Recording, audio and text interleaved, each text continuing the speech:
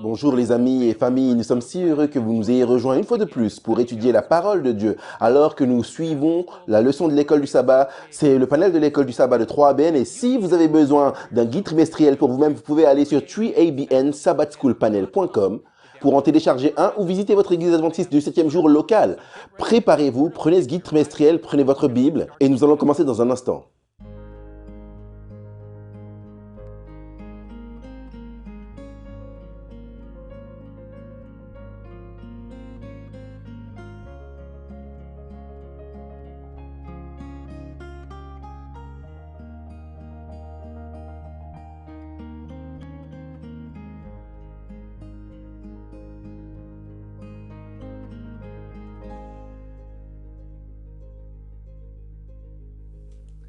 Bonjour les amis et bienvenue, nous sommes si heureux que vous soyez ici, vous nous rejoignez et nous sommes ensemble parce que nous sommes unis autour de la parole de Dieu et Dieu va nous guider à travers cela.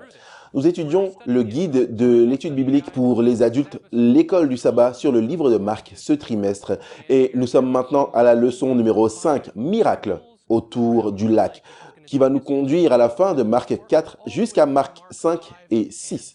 Et si vous souhaitez avoir pour vous-même une copie des notes que nous utilisons ici en tant que présentateur, envoyez-nous un email à découvrirdieu4@gmail.com. Mettez juste un petit message, envoyez-moi les notes et nous vous mettrons sur la liste et chaque semaine, vous allez avoir ces notes et pourront être une bénédiction pour vous. Vous aurez peut-être quelques bonus avec ces notes. Parfois, on ne couvre pas tout ce qu'on a l'intention de couvrir, mais ce sera disponible dans les notes. Avant d'aller dans cette étude, laissez-moi vous présenter qui nous avons ici assis. Il y a d'excellents présentateurs et étudiants de la parole. Et ici, à ma gauche, nous avons John Denze. Merci, professeur. C'est la leçon de lundi. Pouvez-vous entendre un murmure malgré les cris? Murmure malgré les cris. Le pasteur John Lemanking. Ma leçon, c'est la fille de Jairus et la femme ayant un écoulement de sang. On avance à mercredi, Dr. Yvonne Shelton. J'ai le rejet et la réception. Content que tu sois là avec nous. Et bien sûr, Miss Shelley Quinn. J'ai la leçon de jeudi. C'est un Messie différent. Ok. Il semble que nous ayons de bonnes choses que nous allons étudier aujourd'hui. Avant de commencer, j'aimerais demander au pasteur Denze de commencer par la prière. Oui, prions ensemble. Notre Père céleste, aimant, nous te remercions pour les saintes écritures qui peuvent nous rendre sages jusqu'au salut. Mais nous savons que sans toi, Seigneur, nous ne pouvons pas comprendre ce livre. Alors, nous te remercions pour la promesse du Saint-Esprit et nous demandons la bénédiction du Saint-Esprit afin que tu puisses parler à travers nous. Nous prions que ton Esprit Saint aide également tous ceux qui écoutent à comprendre ton message. Nous demandons cela au nom de Jésus. Amen. Nous allons... Alors allez-y, prenez vos Bibles et si vous pouvez les ouvrir dans Marc chapitre 4. Je m'appelle Daniel Perrine et je vous fais découvrir la leçon de dimanche. Jésus calme la tempête. Cette leçon nous amène dans ce que certaines personnes appellent le grand ministère galiléen. Jésus a passé la plupart de son temps, alors que nous l'avons enregistré dans l'Évangile, exerçant en Galilée. C'est la région au nord de la terre d'Israël. Et quelquefois, il a traversé les frontières vers une zone qui était en dehors d'Israël. Puis, les voyages annuels qu'il faisait pour descendre à Jérusalem et en Judée pour les fêtes annuelles. Maintenant, les récits parallèles avec Marc, parce que Marc n'est pas le seul évangile qui raconte ces histoires, mais vous les trouverez également dans Matthieu chapitre 8 et 9 et 14, puis encore dans Luc chapitre 8 et 9.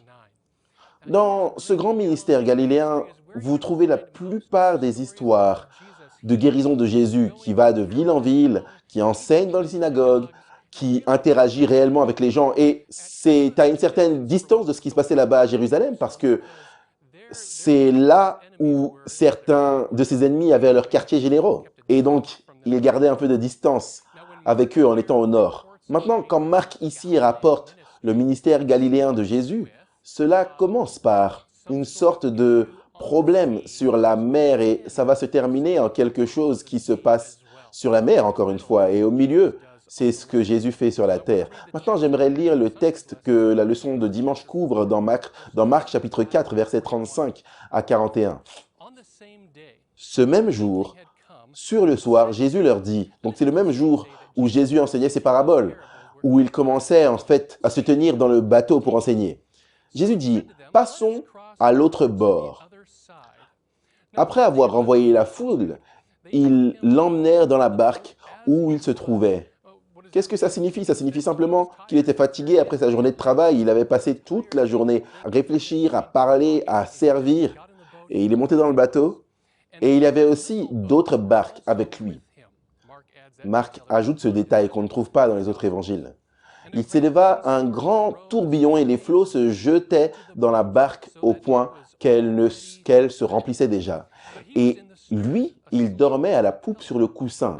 Ils le réveillèrent et lui dirent, « Maître, ne t'inquiètes-tu pas de ce que nous périssons ?» S'étant réveillé, il menaça le vent et dit à la mer, « Silence, tais-toi. » Et le vent cessa et il y eut un grand calme. Puis il leur dit, « Pourquoi avez-vous ainsi peur? Comment n'avez-vous point de foi ?» Ils furent saisis d'une grande frayeur et ils se dirent les uns aux autres, « Quel est donc celui-ci à qui obéissent même le vent et la mer ?» Maintenant, peut-être que vous n'êtes jamais allé sur la mer de Galilée. Je n'y ai jamais été non plus, mais j'aimerais vous laisser savoir que vous n'avez pas nécessairement besoin d'aller sur la mer de Galilée pour marcher sur les pas de Jésus. On le fait alors qu'on parcourt les Écritures. Mais si vous deviez aller sur la mer de Galilée, vous allez la trouver sous d'autres noms dans les évangiles. La mer de Génézareth, la mer de Tibériade. Jean y fait même référence comme le lac. Mais c'est une petite sorte de mer.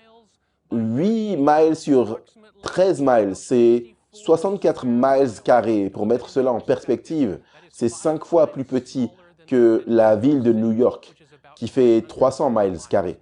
Donc, ce n'est pas une masse d'eau incroyablement grande. En fait, à chaque endroit du rivage, vous pouvez voir tout le littoral de toute la mer de Galilée, entouré par des coteaux bruns pendant la saison sèche et vert pendant la saison des pluies humides, contrastant avec le beau bleu de la mer. Mais cette mer est 7 pieds sous le niveau de la mer, entourée de coteaux qui s'étendent, étant également entourée de montagnes qui s'élèvent à plus de 1400 pieds au-dessus du niveau de la mer. Il y a des gorges qui sont creusées sur le flanc de la montagne et qui descendent vers le lac, et parfois l'air frais de l'altitude se précipite dans les gorges et crée des tempêtes très soudaines, avec une brume épaisse qui rend la vision très difficile, des vents hurlants, tellement qu'on n'entend même pas une personne qui parlerait si le vent est là. Et encore aujourd'hui, les bateaux sur la mer de Galilée, surtout s'ils ont des petits bateaux, ils font très attention de ne pas aller trop loin de la côte parce que ces tempêtes peuvent être très très soudaines. Et c'était dans l'une de ces tempêtes soudaines que Jésus et ses disciples ont été pris. La journée se terminait, ils avaient travaillé toute la journée. C'était juste un rappel pour nous que si vous œuvrez pour la cause de Christ, ça ne veut pas dire qu'il n'y aura pas de tempête. Nous ne devrions pas être surpris des tempêtes. Vous pensez que pour une certaine raison, Jésus nous a abandonnés et qu'il n'entend plus nos cris. Jésus était là avec eux dans le bateau, mais leurs vies sont en danger. Marc décrit ici. Rappelez-vous que Marc raconte l'expérience de Pierre. Pierre est un pêcheur et il le décrit de cette façon. L'eau qui était censée être à l'extérieur du bateau est maintenant dans le bateau. Et donc leurs vies sont en danger. Et il n'y a aucun montant de caution qui va les aider maintenant. Au milieu de cela, Jésus est en paix parfaite avec le Père. Et même pour ceux d'entre vous qui disent, vous pouvez dormir au milieu de toutes choses, je doute que vous dormiez à travers ceci. Et je dois noter le fait ici que la tempête, Jésus a été mouillé dans tout cela, mais la tempête ne le réveille pas de son sommeil. Mais qu'est-ce qu'il réveille? C'est les cris, les appels à l'aide de ses disciples.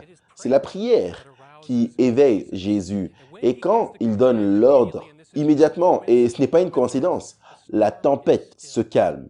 Et Jésus se déplace rapidement dans une séance de débriefing. Ok, je vais parler aux disciples. Il n'a pas manqué de venir à leur aide, mais il va maintenant répondre à leur manque de foi. Il leur demande, pourquoi avez-vous eu ainsi peur? Et le mot grec ici, c'est délos, qui parle de lâcheté, de timidité. de refus de continuer quand les temps sont difficiles. Et ce qui est intéressant, c'est que il les accuse, à juste titre, de craindre alors qu'ils œuvrent pour sauver le bateau de Jésus. Sauver le bateau dans lequel Jésus se trouve. Ils œuvrent aussi dur qu'ils le peuvent. Et à quelle fréquence faisons-nous la même chose? Nous œuvrons, nous faisons tout ce qui est possible jusqu'à ce que nous soyons submergés et que nous ayons l'impression que Dieu n'ait pas soutenu notre travail. Il ne nous a pas soutenus. Nous avons essayé tout ce que nous pouvons. Et ensuite, nous disons, Seigneur, j'ai fait tout ce que je pouvais faire. C'est très similaire à ce que Jésus dit là dans Matthieu 7, 21 et 22, Matthieu 7, 22 et 23. Beaucoup me diront en ce jour, Seigneur, n'avons-nous pas prophétisé et chassé les démons, accompli des miracles puissants en ton nom? N'avons-nous pas travaillé dur? N'avons-nous pas fait toutes ces choses? Et Jésus leur dira, malheureusement, je ne vous ai jamais connu.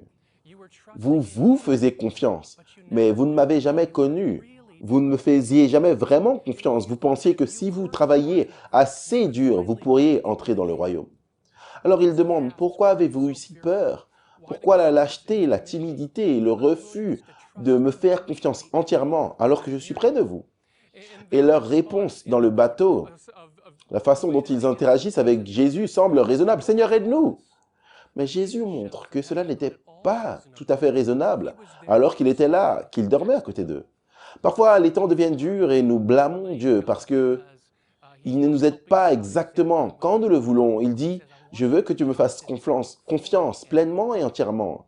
Je dois souligner ici que dans Apocalypse 21, verset 8, le même mot, deilos, crainte, c'est parmi ceux qui sont hors de la ville de Jérusalem, ceux qui ne font pas complètement confiance à Jésus. Dans le verset suivant, il est dit « et ils furent saisis d'une grande frayeur ». C'est un mot grec différent ici, c'est phobas, qui peut faire référence à la terreur, mais aussi à l'émerveillement, à l'étonnement.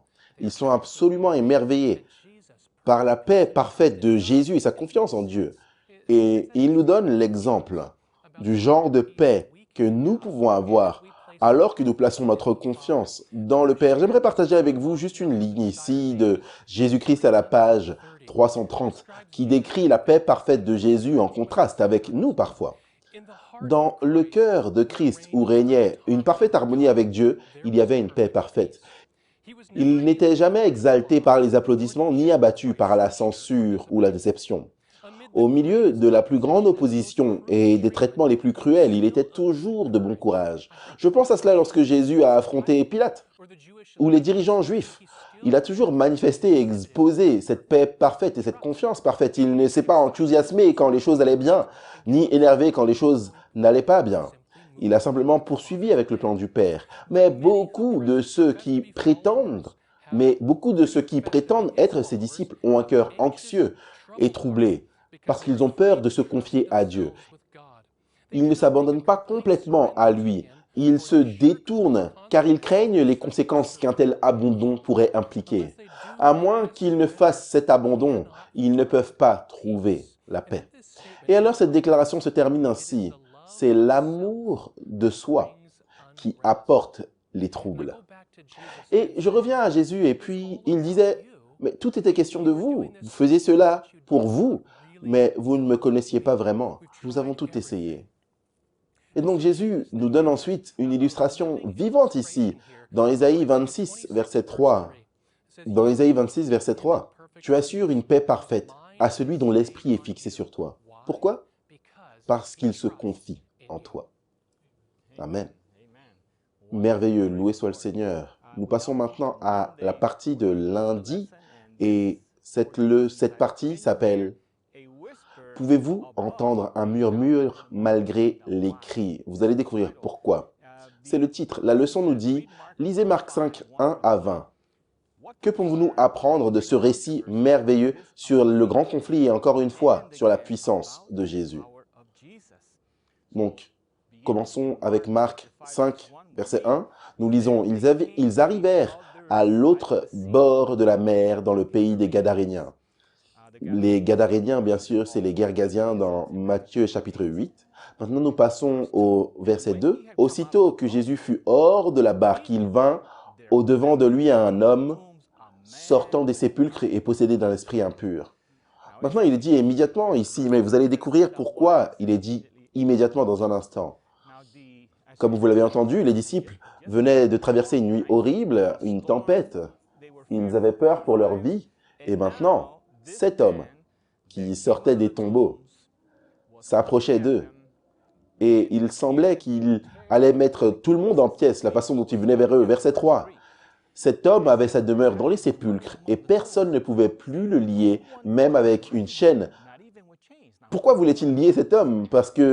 C'est parce que tous ceux qui passaient étaient poursuivis par cet homme et il essayait de leur faire du mal. Verset 4. Car souvent il avait eu des fers aux pieds.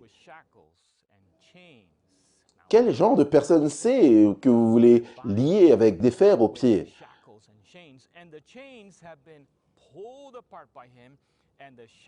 Mais il avait rompu les chaînes et brisé les fers et personne n'avait la force de le dompter. Apparemment, ils avaient essayé. Donc, on considère quelqu'un ici qui a une force surhumaine. On a affaire à une personne qui est possédée par un démon. Et regardez ce qui est dit, verset 5. Il était sans cesse nuit et jour dans les sépulcres et sur les montagnes, criant et se meurtrissant avec des pierres. Donc cet homme avait toutes sortes de cicatrices. Ce n'était pas joli à voir. Il venait apparemment pour essayer de leur faire du mal. Il est dit de manière assez intéressante dans un livre intitulé « La vie et l'époque de Jésus le Messie », c'est écrit par une personne juive qui s'appelle Alfred Edersheim. Il y a une petite prononciation allemande ici. C'est un juif. Et il vous donne le contexte juif de l'époque. Et voici ce qu'il dit à ce sujet. Le langage et la conduite du diabolisé, qu'il soit les siens ou ceux des démons qui l'ont influencé, doit toujours être considéré comme un mélange de juif, humain et démoniaque. Celui qui est possédé parle et agit comme un juif sous le contrôle d'un démon. Ainsi, s'il choisit des lieux solitaires le jour et des tombeaux la nuit, ce n'est pas parce que les démons préfèrent vraiment de telles habitations, mais que les Juifs l'imaginaient ainsi et les démons agissant sur la conscience existante le conduisaient conformément à ses idées préconçues. Ça, c'est dans le 3e livre, à la page 608 à 609 de la vie et l'époque de Jésus le Messie. C'est un aperçu excellent des coutumes juives et de l'époque dans laquelle Jésus a vécu. Cet homme vivait dans les tombeaux. Il ne vivait pas dans une maison ordinaire parce que personne ne pouvait contenir cet homme. Maintenant, il est intéressant qu'il soit dit au verset 6. Ayant vu Jésus de loin, il accourut, se prosterna devant lui. Mais rappelez-vous, la leçon est intitulée « Pouvez-vous entendre un murmure au-dessus d'un cri ?» Parce qu'il criait, il criait. Rappelez-vous, il criait jour et nuit. Cet homme était possédé par un démon et il semblait qu'il voulait mettre Jésus et les disciples en morceaux. Et j'aime la façon dont c'est écrit dans le livre « Le ministère de la guérison ». C'est comme si les disciples venaient de traverser cette nuit. Enfin, on est sur la terre, maintenant tout va bien. Et bien sûr, ils avaient la paix quand Jésus a calmé la tempête. Maintenant, c'est intéressant que dans le livre « Le mystère de la guérison », lorsque les disciples voient cet homme venir vers eux, ils se mettent à courir. Courir pour sauver leur vie. Et ils courent. Et ils se disent, est-ce que Jésus est avec nous? Ils regardent autour d'eux et Jésus est au même endroit où il était, alors que l'homme venait en courant. Et Jésus a simplement levé la main et l'homme ne pouvait aller plus loin, mais est tombé à terre en adoration. Maintenant, quand il parlait, il ne disait pas ses propres paroles. Et voici ce qui est dit au verset 7. Il s'écria d'une voix forte. « Qu'y a-t-il entre moi et toi, Jésus, fils du Très-Haut? Je t'en conjure au nom de Dieu, ne me tourmente pas. » Donc cet homme ne prononce pas ses propres paroles. Les démons parlent à travers lui et cela vous raconte le danger de permettre aux démons de rentrer dans votre vie. Vous ne prononcez plus vos propres paroles. Le diable vous utilise quand il le veut. Maintenant, dans la leçon elle-même, il dit la chose suivante. Quand l'homme s'approcha de Jésus, il se prosterna devant lui. Le mot « se prosterner » traduit par le verbe grec « proskineo », généralement traduit par « adorer », il semble que l'homme ait reconnu que Jésus était quelqu'un qui pouvait l'aider. Mais quand il ouvrit la bouche, les démons à l'intérieur de lui crièrent à Jésus, qui pouvait entendre l'appel à l'aide chuchoté de l'homme malgré les cris des démons. Ça, c'est une explication vraiment, vraiment magnifique. Et encore une fois, les démons ont parlé à travers l'homme, mais Jésus a entendu le cri tacite de cet homme. C'est vraiment magnifique. Je vais essayer de lire ça dans un instant. Maintenant, il est dit au verset 8, Marc 5, 8, « Car Jésus lui disait, sors de cet homme, esprit impur. » Jésus a vu la situation et ensuite Jésus dit, « Sors de cet homme, esprit impur. » Et il lui demanda, « Quel est ton nom ?»« Légion est mon nom, lui répondit-il, car nous sommes plusieurs. » Et remarquez maintenant que même s'il y a plusieurs démons, ils sont devant Jésus, devant quelqu'un qui possède la toute-puissance. Et il le priait instamment de ne pas les envoyer hors du pays. Jésus aurait pu faire cela. Il y avait là, il est dit au verset 11, « Il y avait là, vers la montagne, un grand troupeau de pourceaux qui paissaient. » Donc tous les démons, remarquez le mot, le supplièrent. Jésus est au contrôle de la situation. Tout comme lorsque vous avez une quelconque situation dans votre vie, si vous laissez Jésus prendre le contrôle, il prendra le contrôle de n'importe quelle situation qui se trouve dans votre vie, même si vous êtes possédé par un démon. Et les démons le prièrent, disant, « Envoie-nous dans ces pourceaux, afin que nous entrions en eux. » Donc, c'est très intéressant parce que ça nous aide à comprendre que les démons ne peuvent pas posséder sans permission. Ils ne le peuvent pas. Ils supplient de posséder les pourceaux. Et je vous dis également que les démons ne peuvent pas vous posséder, ni vous ni moi, sans permission. Qui leur donne la permission? Nous n'avons pas le temps de nous attarder là-dessus, mais c'est vous ou moi qui donnons la permission aux démons. Et je vous encourage à ne pas faire cela par les choses que vous faites, les endroits où vous allez. Soyez très prudents. Nous n'avons pas le temps de nous attarder là-dessus, mais remarquez ce qui est dit dans Marc 5, 13. Il le leur permit.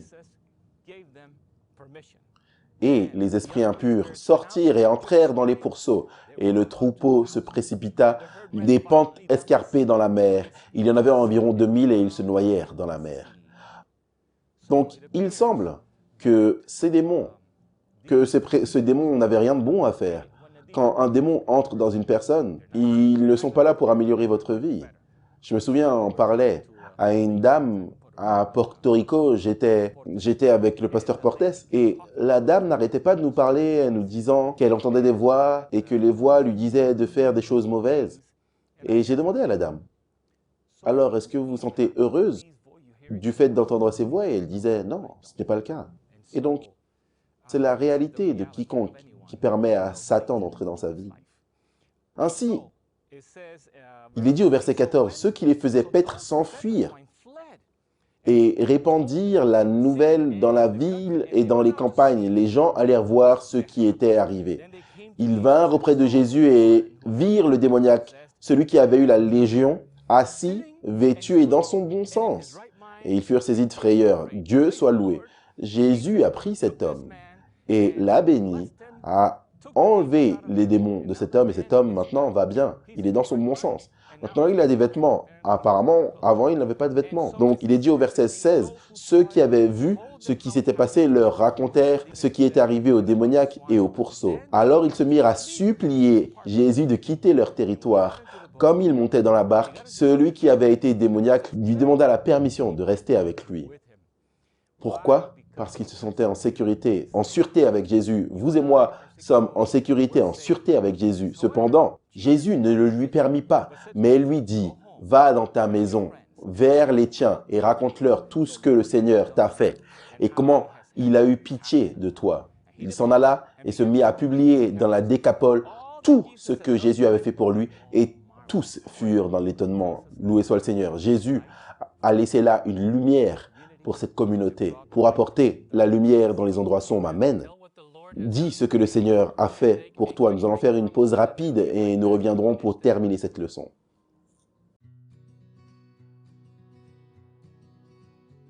Est-ce que vous avez déjà souhaité étudier plus en profondeur avec les membres du panel de l'école du sabbat de 3BM? Maintenant, c'est possible.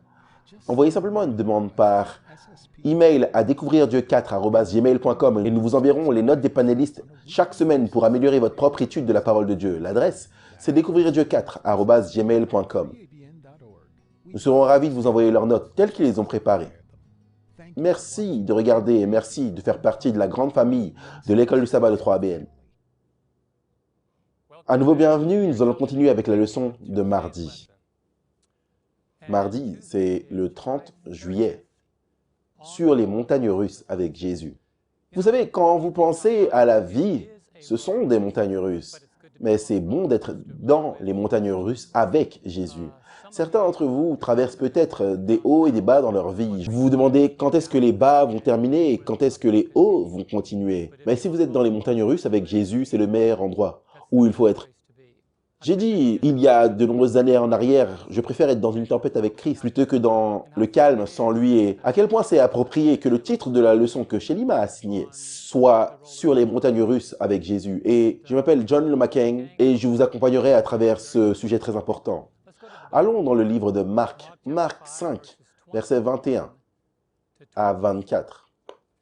Regardons une histoire très importante. Et il n'y a pas d'histoire sans importance dans la Bible, mais commençons avec le verset 21.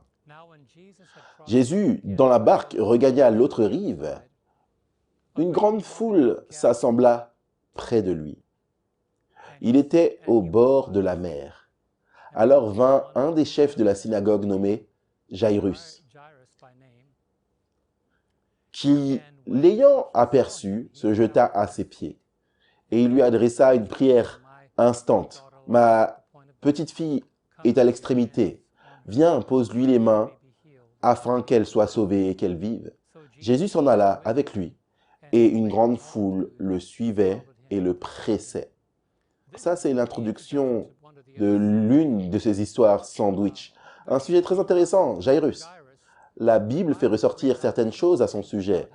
La première, c'est que c'est un dirigeant. Vous savez, quand vous êtes un dirigeant, vous avez l'habitude que les choses se passent comme vous le voulez. Vous parlez, les gens sautent, vous dites « va », ils vont, vous dites « arrête », ils arrêtent, vous donnez des ordres, les gens obéissent. Et je pense que c'est significatif que la Bible utilise le mot « dirigeant » dans l'histoire, parce que Jairus est venu à Jésus. Mais vous remarquerez qu'en décomposant cela, bien qu'il soit venu à Jésus et qu'il ait été un dirigeant de la synagogue, la Bible parle de l'attitude qu'il avait concernant sa demande à Jésus. Ainsi, la question est posée par la Bible, par la leçon. Il dit quelles caractéristiques particulières ressortent concernant Jairus. J'ai fait ressortir 4 caractéristiques qui m'ont particulièrement intéressé et je vais revenir au verset et y faire référence. La première, c'est l'humilité.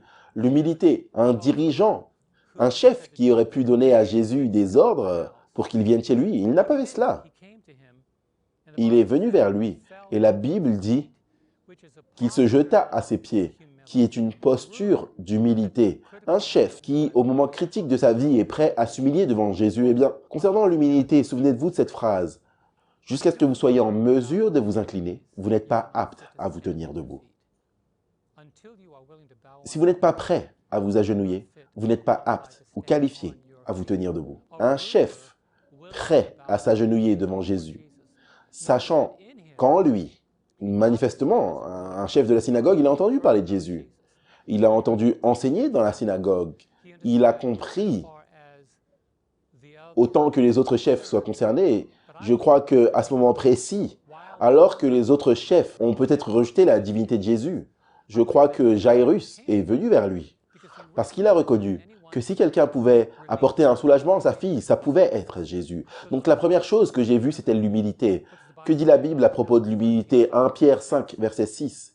« Humiliez-vous donc sous la main puissante de Dieu, afin qu'il vous exalte au temps convenable ou au moment opportun. » Donc, la Bible dit également que l'humilité précède la gloire. Vous voyez, si vous voulez avoir une vie où existe la gloire, vous devez être un individu qui est prêt à s'humilier. S'humilier devant le Seigneur et aussi parfois vous humilier devant les autres. Ma femme et moi, nous prions pour l'humilité et il y a eu un camp meeting particulier, il y a eu de nombreux cas, mais celui-ci en particulier ressort dans nos esprits lorsque nous avons été invités à parler lors d'un camp meeting au Tennessee, une conférence du Tennessee et des mois plus tôt, ils ont appelé, ils ont dit « Nous voulons votre biographie, nous voulons votre photo ». Nous préparions une brochure en couleur. C'était un camp meeting énorme. Nous avions de magnifiques brochures en couleur. Et nous sommes arrivés à Memphis, au Tennessee, pour le camp meeting. Et ils nous ont donné la brochure. Et j'ai ouvert cette brochure magnifiquement colorée. Ma photo n'était nulle part. J'étais le conférencier principal pendant tout le camp meeting quand ils m'ont donné la brochure. J'ai regardé à l'intérieur et j'ai regardé la dame à qui j'ai envoyé la photo. Elle m'a dit « Oh, mince, vous m'avez envoyé cette photo il y a plus d'un mois. J'ai juste oublié de la rajouter dans le programme. J'ai oublié de la mettre. » J'ai demandé est-ce que ça m'a empêché de parler. Elle a dit non, non, non, non, pas du tout. Tous les titres de mes sermons étaient là, les jours où je parlais. Donc, ma femme et moi, nous sommes retournés dans notre chambre et nous avons commencé à rire. Nous avons dit, Seigneur, nous avons prié pour l'humilité, mais là, ça va au-dessus de ce qu'on attendait. Donc, nous avons gardé ce programme et je me suis dit, je suis le conférencier principal au camp meeting. La photo de tout le monde est là, mais ma photo n'est nulle part. Donc, parfois, le Seigneur nous fait nous rappeler que oui, je travaille toujours sur ton humilité. Mais la chose magnifique, c'est que lorsque vous vous humiliez devant le Seigneur, lorsque vous vous humiliez sous la main puissante de Dieu, afin qu'il puisse vous exalter ou vous élever au temps voulu. Alors, posez-vous des questions si vous vous exaltez vous-même. Si vous vous élevez vous-même, vous ne donnez aucune place à Jésus de le faire. Mais personne ne peut vous exalter au moment que Dieu juge approprié, au moment qui convient à votre caractère, que Jésus le peut. La deuxième chose que je vois dans ce chef Jairus, c'était l'urgence. La Bible dit, il lui adressa cet instant de prière. L'urgence. Il aurait pu commander, mais il a décidé de le supplier à la place. Il y a quelque chose concernant la vie de Jésus qu'il a apporté à l'humilité et de l'urgence au cœur de Jairus, ce qui est la deuxième chose. Si nous ne sommes pas conscients de nos besoins les plus profonds, nous n'expérimenterons jamais la paix la plus profonde. Jairus a pu survivre à l'interruption, ce sandwich qui est venu dans son histoire. Que dit la Bible concernant l'urgence? Hébreux 3,15. Aujourd'hui, si vous entendez sa voix, n'endurcissez pas vos cœurs comme lors de la rébellion. L'urgence. Il savait que c'était un moment charnière dans sa vie. Il avait besoin du Seigneur, mais la partie sandwich, j'y reviendrai. Alors qu'il était sur le point de remédier à la situation de Jairus, Jésus rencontre la femme qui saignait depuis 12 ans. Il remédie à sa situation et au milieu de cette guérison, quelqu'un vient qui faisait partie de l'entourage de Jairus et qui lui dit « Ne dérange plus le maître, ta fille est morte. » Et le Seigneur encourage Jairus à ce moment-là en disant « Les choses ne vont pas se passer comme ça. » Et dans Marc chapitre 5, le verset 34, non, verset 34, c'est quand il est entré à la maison et qu'il a commencé à parler à la fille de Jairus. Mais il a apporté à cette maison la force et les encouragements dont ils avaient besoin. Et il a ramené sa fille à la vie. Ainsi, les moments de désespoir ne sont pas des moments de désespoir pour le Seigneur. Et Jairus a appris cela. La femme a été libérée, sa foi l'a guérie. Et Jésus continue sur son chemin qui m'amène au troisième point, le désespoir. Si nous ne sommes pas prêts à tendre la main au-delà de nous-mêmes, nous n'irons jamais au-delà de nous-mêmes. Nous devons tendre la main au-delà de nous-mêmes pour nous dépasser. Jairus a dit au Seigneur, « Viens et impose-lui les mains afin qu'elle soit guérie et qu'elle vive. » Que dit la Bible au sujet du désespoir? Le psaume 119, verset 16. « Je me suis hâté et je n'ai point différé de garder tes commandements. » Donc, si nous sommes hâtifs concernant le fait d'être obéissants au Seigneur, il n'y aura aucun besoin dans notre vie que le Seigneur ignorera. Il n'a pas ignoré le besoin de Jairus, il n'a pas ignoré le besoin de sa fille, mais il a compris que le désespoir du cœur de Jairus n'était pas dû au fait qu'il soit un chef, mais qu'il était quelqu'un prêt à être humilié en présence du Seigneur. Et la quatrième chose ne concernait pas Jairus, mais Jésus, qui se trouve dans l'histoire de Marc, chapitre 5, versets 21 jusqu'à 24. La Bible dit au verset 24, Jésus s'en alla avec lui. Vous savez, quand vous allez à Jésus avec la bonne attitude, dans les bonnes circonstances, même si les situations peuvent sembler mauvaises, Jésus répond. Et voici le point. Si nous ne sommes pas prêts à venir à Jésus, nous ne sommes pas prêts à le suivre. Jairus est venu vers Jésus et ensuite a été relégué au point de suivre Jésus chez lui pour recevoir le miracle de la résurrection de sa fille. Philippiens 1, verset 10, afin que vous puissiez approuver les choses qui sont excellentes, afin que vous puissiez être sincères et sans offense jusqu'au jour de Christ. Le Seigneur a répondu avec sincérité à Jairus parce que Jairus a répondu avec sincérité au Seigneur. Les montagnes russes avec Jésus, c'est le meilleur endroit où il faut se trouver. Amen. Amen, amen. Merci, pasteur. C'était riche. J'ai la leçon de mercredi, le rejet et la réception, basée sur Marc 6, 1 à 6, et le parallèle dans Matthieu 13, 53 à 58, et Luc 4, versets 16 à 30. Comme pasteur vient de le dire, dans Marc 5, Jésus a ressuscité la fille de 12 ans de Jairus et quand il dit aux personnes en deuil qu'elle dormait, ils l'ont ridiculisée. Donc il les met dehors.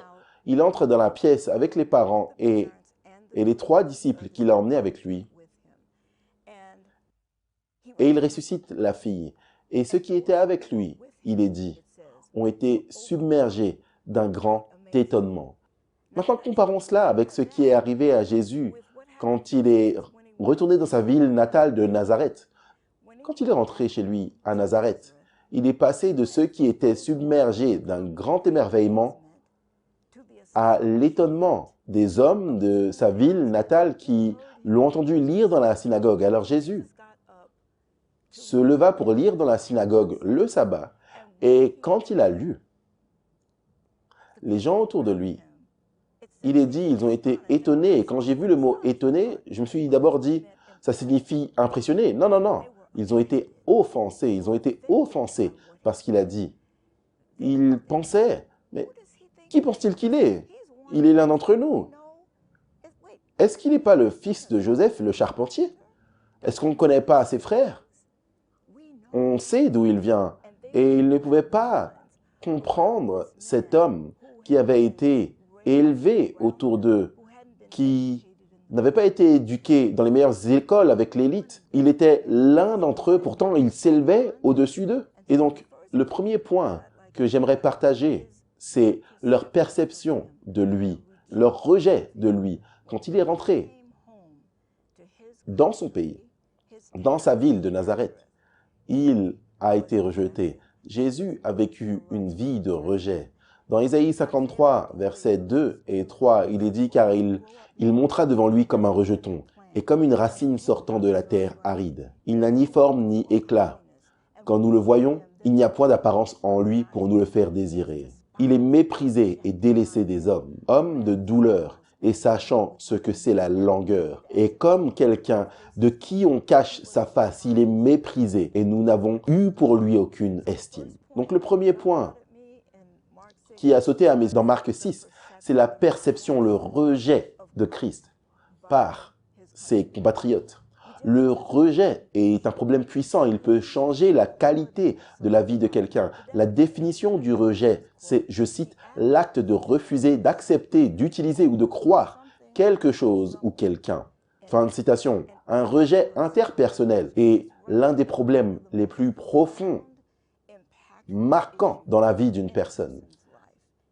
Il peut compromettre la qualité de vie d'une personne. Je pense à une de mes amies nommée Anne. Et Anne avait quelque chose qui lui est arrivé lorsqu'elle avait 3 ans, qu'elle n'a jamais pu oublier. Elle a été élevée dans une maison. Quand elle avait 3 ans, sa mère l'avait conçue. On va appeler sa maman Lynn. Elle l'avait conçue quand elle avait 13 ans. Puis, elle a eu un autre enfant, un garçon, quand elle avait 17 ans. Et Lynn était bizarre, irrespectueuse, indisciplinée. Et sa mère a décidé, non, je ne peux plus m'occuper de Lynn. Je vais l'envoyer dans un foyer pour les mineurs délinquants. Donc, Lynn et la petite Anne ont été dehors dans la cour et un policier est venu pour chercher Lynn. Et Anne était à quelques mètres de sa mère quand le policier a dit « Je suis là pour emmener Lynn dans ce foyer ». Et Lynn a crié « Non, je ne peux pas quitter mon bébé ». Et la petite Anne a couru vers sa mère avec ses bras grands ouverts et sa mère est passée à côté d'elle sans la regarder et est rentrée dans la maison pour dire au revoir au petit frère et n'a pas parlé à la petite Anne. Et Anne ne s'est jamais remise de cela. Elle était dévastée par ce rejet. Eh bien, Anne n'a pas vu sa mère pendant 16 ans après cela. Elle a été transférée de foyer d'accueil en foyer d'accueil. Et elle avait cet extérieur dur.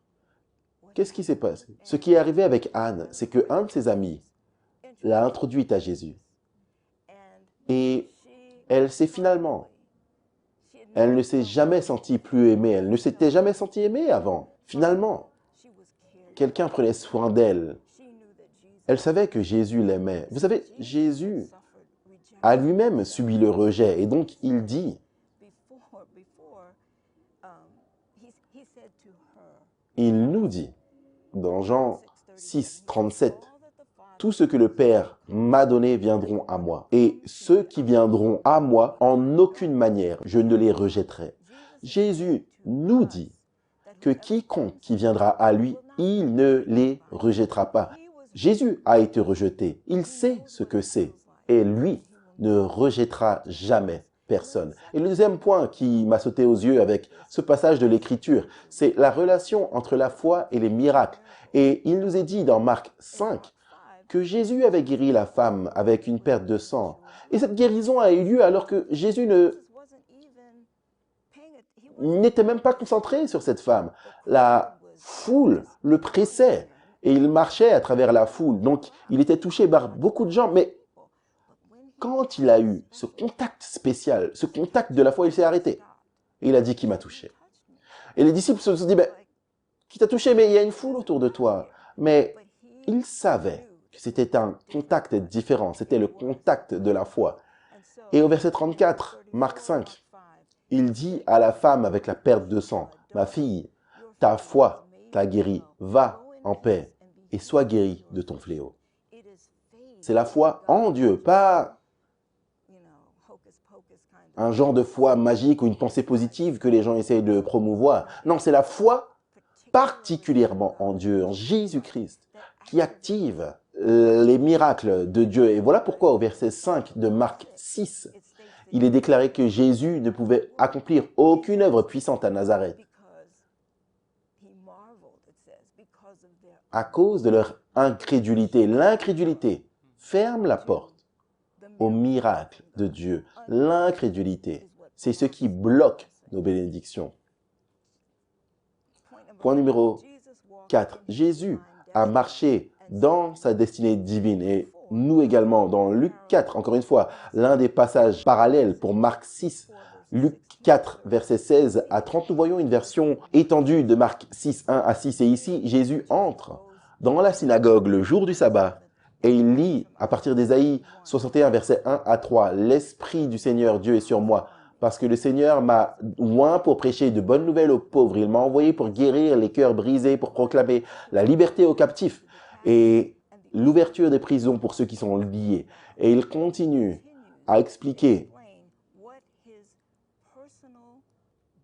ce que serait réellement son ministère personnel. C'était une déclaration de la destinée divine de Christ, une manifestation, si vous voulez, du plan de Dieu pour sa vie de service. Et nous avons chacun une destinée divine, le plan de Dieu pour nos vies, qui est écrit dans un livre, le psaume 139, versets 14 et 16, nous dit « Je te célébrerai de ce que j'ai été fait d'une étrange et admirable manière. Tes œuvres sont merveilleuses et mon âme le sait très bien. Mes os ne t'ont point été cachés lorsque j'ai été fait dans le secret, façonné comme une broderie dans les lieux bas de la terre. Et écoutez ce que j'aime. Tes yeux ont vu ma substance informe. Et dans ton livre, mes membres étaient tous écrits de jour en jour. Ils se formaient lorsqu'il n'y en avait encore aucun. Avant même que nous ayons été formés dans l'utérus, Dieu avait un plan pour chacun d'entre nous. Nous ne sommes pas ici par hasard.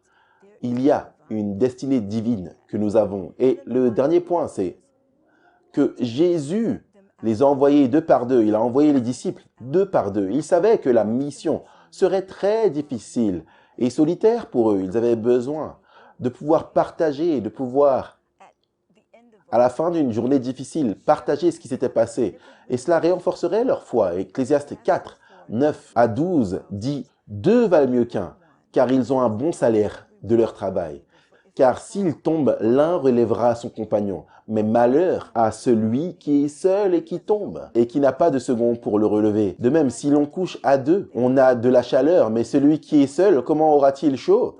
Si quelqu'un a le dessus sur un seul, les deux lui tiendront tête, et la corde triple ne seront pas vite. » J'aimerais vous dire que Jésus est la corde triple, celui qui nous lie ensemble et nous aide à accomplir sa mission. Amen, amen. Quelle grande étude. Merci à chacun d'entre vous. Je m'appelle Shelly Quinn. J'ai la leçon de jeudi. Un Messie différent. On va avancer un petit peu. Laissez-moi vous donner un aperçu. Jésus, on découvre dans Matthieu 32 qu'il nourrit les 5000 personnes. Et ce qui se passe, c'est que Jésus et ses disciples sont fatigués. Ils ont pris le bateau vers une région reculée, la rive orientale de la mer de Galilée. Et cette foule voit où il va. Et il court le long du bord de la mer. Et il court en fait, la foule court. Ils arrivent à le rencontrer. Donc il est dit dans Marc 6, 34.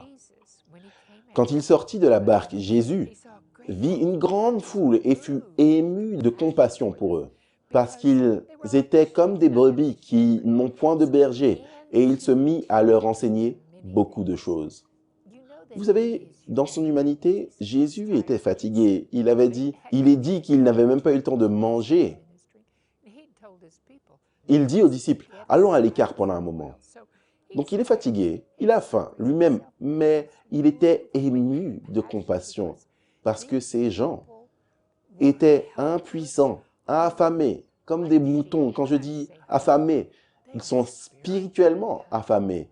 Ils étaient exposés au péril. Donc, ils avaient besoin de ses conseils, de sa protection. Et ils savaient que leur condition spirituelle était pire que leur condition physique. Alors, il commença à enseigner et il enseigna toute la journée. Il est dit au verset 35, « Comme l'heure était déjà avancée, ses disciples s'approchèrent de lui et dirent, « Ce lieu-là est désert et l'heure est déjà avancée. Renvoie-les. » Qu'est-ce qu'ils disent? « On est fatigué, on a servi toute la journée. C'est désert ici. Renvoie-les afin qu'on puisse aller se reposer. » Je pense que c'est ce qu'ils disent. Il est dit, « Renvoie-les afin qu'ils aillent dans les campagnes et dans les villes et dans les villages des environs pour s'acheter de quoi manger. » Donc les disciples regardent à travers le prisme du raisonnement humain, pas vrai? Ils sont fatigués, ils sont physiquement épuisés eux-mêmes, ils ont faim et ils regardent ce grand groupe de personnes. En grec, il est dit, il y a 5000 hommes. Le mot « homme » ici, ce n'est pas le terme générique, c'est les adultes masculins. Donc, il y avait beaucoup plus de personnes lorsque vous ajoutez les femmes et les enfants. Alors, ses disciples disent, « Renvoie-les, allons-y, allons nous reposer un petit peu, comme tu l'as dit. » Mais Jésus leur répond au verset 37. Jésus leur répondit, « Donnez-leur vous-même à manger. » Est-ce que vous avez déjà prié? J'ai déjà prié auparavant. Et je demande au Seigneur d'aider quelqu'un ou de faire ceci ou de cela, et j'entends la même chose. Toi, fais-le. Toi, fais-le. Et je me dis, oh, ok Seigneur, je pense que c'est une bonne idée, c'est toi qui as mis ça dans mon esprit. Alors, ils lui dirent, irons-nous acheter des pains pour 200 deniers et leur donnerions-nous à manger? Ils commandaient l'impossible. 200 deniers, c'est l'équivalent de 8 mois de salaire. C'était au-delà de leur capacité. Mais ils raisonnaient avec une raison humaine. Donc il leur dit au verset 38, Combien avez-vous de pain? Allez voir. Ils s'en assurèrent et répondirent 5 et 2 poissons. Les pains, comme moi je pense à une miche de pain, je pense à un gros morceau de pain. Non, c'était des petites boules de pain, des petits gâteaux, 5 petits gâteaux de pain et 2 poissons. Donc au verset 39, il est dit, « Alors il leur commanda de les faire tous asseoir par groupe sur l'herbe verte, et ils s'assirent par rangées de 100 et de 50. Et très probablement, ils se sont assis en groupe qui était en demi-cercle, ou les 3 côtés d'un carré, afin qu'ils puissent avoir accès et distribuer la nourriture facilement. Donc il est dit, voici moi ce que j'aime, verset 41. Ça c'est dans Marc 6, verset 41. Il prit les 5 pains et les 2 poissons. Ça c'est Jésus. Il a pris les 5 pains, les 2 poissons, et levant les yeux vers le ciel, il rendit grâce, puis rompit les pains et les donna aux disciples, afin qu'ils les distribuassent à la foule. Il partagea aussi les 2 poissons entre tous. Entre l'acte de la prière de Jésus-Christ, la rupture et la distribution, le miracle a eu lieu entre les mains de Jésus. Moi, j'aime ça. C'est le modèle pour le ministère. Jésus nous fournit les ressources et ensuite, il nous dit, allez, allez dans le monde entier, faites des disciples. Et vous savez, ils sont là, assis sur l'herbe verte. Pas vrai, ils sont pleinement satisfaits. Vous savez ce qui vient d'être décrit? Le vrai berger de Psaume 23, qui fait ses brebis reposer dans de verts pâturages. Il était arrivé. Donc, verset 44 nous dit, « Ceux qui avaient mangé les pains étaient 5000 hommes. » Et comme je l'ai dit, Matthieu 14 ajoute plus les femmes et les enfants. Hommes ici signifie les adultes masculins seulement. Le verset 45. Aussitôt après, il obligea ses disciples à monter dans la barque et à passer avant lui de l'autre côté vers Bethsaïda, pendant que lui-même renverrait la foule. Maintenant, c'est intéressant. Jésus, maintenant, les renvoie pour prendre le bateau. Il reste en arrière. Il renvoie ensuite les multitudes chez eux. Ils sont rassasiés, ils sont heureux. Ils ont été spirituellement nourris, physiquement nourris. Il part à la montagne pour prier. Et quand le soir étant venu, verset 47, la barque était au milieu de la mer et Jésus était seul à terre. Verset 48 nous dit, « Il vit qu'ils avaient beaucoup de peine à ramer car le vent leur était contraire. » Ils sont au milieu du lac. C'est la 4e veille de la nuit, c'est environ entre 3h et 6h du matin. Il alla vers eux, marchant sur la mer, il voulait les dépasser. Quand ils le virent marcher sur la mer, ils crurent que c'était un fantôme et poussèrent des cris, car ils le voyèrent tous et ils étaient troublés. Comprenez ça, ils sont fatigués. Ils luttent contre le vent au milieu de ces folles tempêtes, de cette tempête folle, et tout à coup, le pouvoir surnaturel de Jésus est pleinement manifesté ici. Mais quand ils le voient arriver, ils sont tellement épuisés que tout ce à quoi ils peuvent penser, c'est... Alors qu'ils ont peur, ils se disent « mais c'est un fantôme ». Mais voici ce qu'il faut retenir. Jésus n'abandonne jamais ses disciples au milieu de la tempête. Donc, immédiatement, il parla avec eux. « Rassurez-vous, c'est moi. » Vous savez, littéralement, il est dit « Je suis ». C'est le Yahweh du buisson ardent dans Exode 3. C'est celui qui leur dit « N'ayez pas peur ». Il les rassure. Verset 51, « Puis il monta vers eux dans la barque et le vent cessa. Ils furent en eux-mêmes tous stupéfaits et remplis d'étonnement. » Moi, j'aime ça. Quand la Bible utilise au-delà de toute mesure, ils étaient étonnés, émerveillés, car ils n'avaient pas compris le miracle des pains parce que leur cœur était endurci. Leur cœur n'était pas endurci envers Jésus, ils aimaient Jésus. Leur cœur était endurci envers la vérité. Vous savez quoi? Et vous savez pourquoi? ils avaient des opinions préconçues. Les dirigeants de la synagogue, la tradition était devenue que le Messie allait être une sorte de dirigeant, de libérateur politique, un homme militaire. Et peut-être qu'ils ont regardé à Jésus et ils n'ont pas compris ce qu'il a fait avec les pains. Ils se sont dit, peut-être que c'est un autre Moïse qui appelle la manne. Mais ils ne l'avaient pas encore reconnu comme Yahweh. Alors, voici le point. À quel point est-ce qu'il est essentiel pour nous de comprendre les prophéties sur la seconde venue? Si la plupart des dirigeants, beaucoup des Juifs ont raté sa première venue parce qu'ils avaient des idées préconçues sur lesquelles ils avaient déformé les Écritures, c'était la tradition des hommes, à quel point nous devons faire attention à ne pas chercher un autre type de retour. Amen, amen. Merci à chacun pour vos commentaires, vos études, vos pensées ici. Alors que j'écoutais, je me sentais un peu entouré par le lac et les miracles qui se déroulaient sur le lac. Prenons quelques instants finaux pour des commentaires de fin. Oui, je lis la page de Jésus-Christ à la page 258. Chaque homme est libre de choisir quel pouvoir va le gouverner. Nul n'est tombé si bas, nul n'est si vil pour qu'il puisse ne pas trouver la délivrance en Christ. Le démoniaque, au lieu d'une prière, ne pouvait que prononcer les paroles de Satan. Mais l'appel tacite de son cœur a été entendu. Aucun cri d'une âme en besoin qui échoue à s'exprimer en mots ne sera ignoré. Jésus entendra vos cris.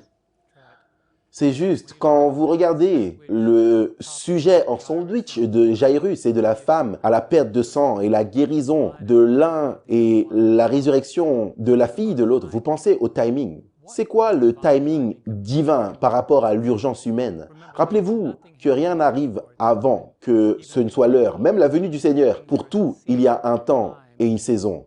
Pour chaque chose sous les cieux. Ne soyez pas pressés, Dieu est toujours à l'heure. Amen. Jésus a été rejeté par ceux qui le connaissaient le mieux. Et lorsque nous faisons face au rejet, aux blessures, nous devrions nous rappeler que Jésus ne nous quittera jamais, ni ne nous abandonnera. Les gens, au temps de Jésus, s'attendaient à ce que le Messie vienne et qu'il soit un libérateur, un dirigeant, mais il n'est pas venu pour gouverner, il est venu pour donner sa vie en rançon pour beaucoup. Est-ce que vous avez accepté son don gratuit du salut qu'il a payé avec son sang précieux? J'aime quelque chose que Shelly a dit là dans la leçon de jeudi. Le miracle a eu lieu entre les mains de Jésus. Est-ce que ce n'est pas là où vous voulez être? Que vous soyez en haut ou en bas des montagnes russes, que ce soit dans une tempête, que vous ayez faim ou quoi que ce soit, nous voulons être entre les mains de Jésus. Parce qu'il dit, je vous laisse ma paix. Ce n'est pas la paix du monde, c'est la mienne et c'est ce que nous voulons. Donc revenez la semaine prochaine, la leçon 6, un titre intriguant, ce qui vient du cœur. Nous allons voir de quoi il s'agit la semaine prochaine alors que nous étudions ensemble Marc 7. À la semaine prochaine.